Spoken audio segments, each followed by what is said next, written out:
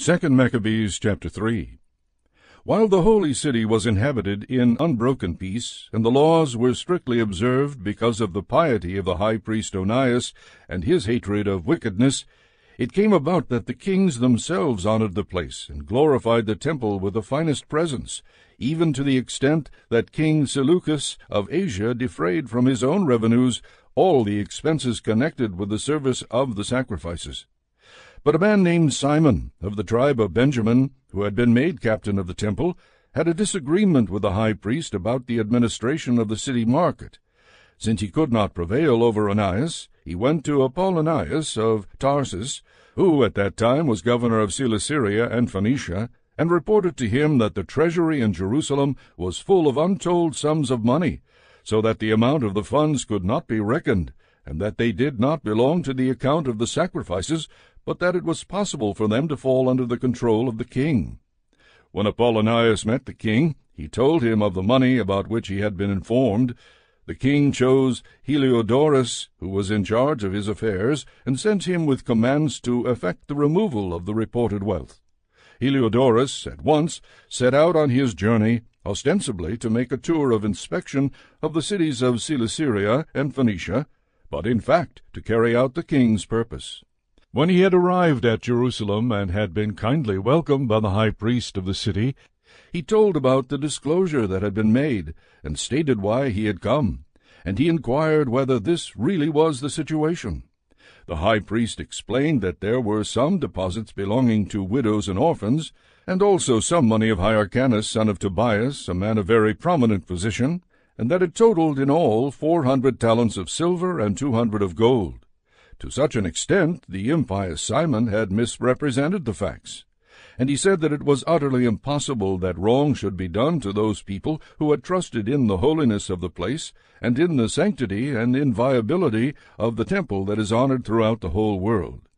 But Heliodorus, because of the orders he had from the king, said that this money must in any case be confiscated for the king's treasury. So he set a day and went in to direct the inspection of these funds. There was no little distress throughout the whole city. The priests prostrated themselves before the altar in their priestly vestments, and called toward heaven upon him who had given the law about deposits, that he should keep them safe for those who had deposited them. To see the appearance of the high priest was to be wounded at heart, for his face and the change in his color disclosed the anguish of his soul. For terror and bodily trembling had come over the man, which plainly showed to those who looked at him the pain lodged in his heart. People also hurried out of their houses in crowds to make a general supplication, because the holy place was about to be brought into dishonor.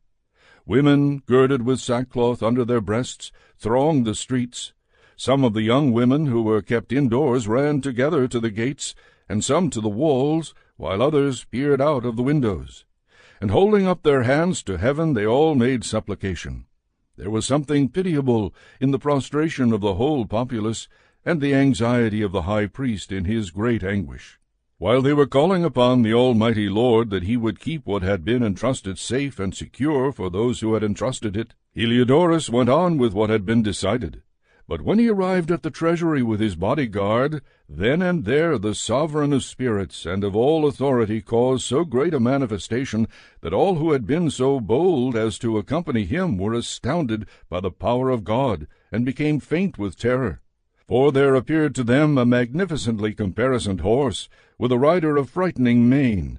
It rushed furiously at Heliodorus, and struck at him with its front hoofs. Its rider was seen to have armor and weapons of gold. 2 young men also appeared to him, remarkably strong, gloriously beautiful, and splendidly dressed, who stood on either side of him and flogged him continuously, inflicting many blows on him. When he suddenly fell to the ground and deep darkness came over him, his men took him up, put him on a stretcher, and carried him away. This man who had just entered the aforesaid treasury with a great retinue and all his bodyguard, but was now unable to help himself. They recognized clearly the sovereign power of God. While he lay prostrate, speechless because of the divine intervention and deprived of any hope of recovery, they praised the Lord who had acted marvelously for his own place. And the temple, which a little while before was full of fear and disturbance, was filled with joy and gladness now that the Almighty Lord had appeared. Some of Heliodorus' friends quickly begged Onias to call upon the Most High to grant life to one who was lying quite at his last breath.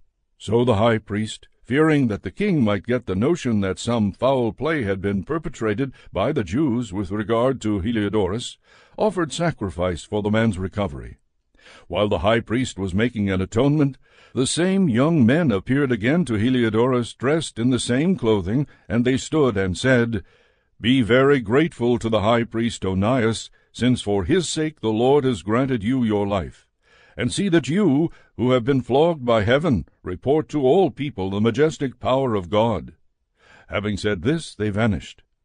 Then Heliodorus offered sacrifice to the Lord, and made very great vows to the Savior of his life. And having bidden Onias farewell, he marched off with his forces to the king. He bore testimony to all concerning the deeds of the supreme God, which he had seen with his own eyes. When the king asked Heliodorus what sort of person would be suitable to send on another mission to Jerusalem, he replied, "If you have any enemy or plotter against your government, send him there, for you will get him back thoroughly flogged, if he survives at all. For there is certainly some power of God about the place. For he who has his dwelling in heaven watches over that place himself, and brings it aid, and he strikes and destroys those who come to do it injury." This was the outcome of the episode of Heliodorus and the protection of the treasury.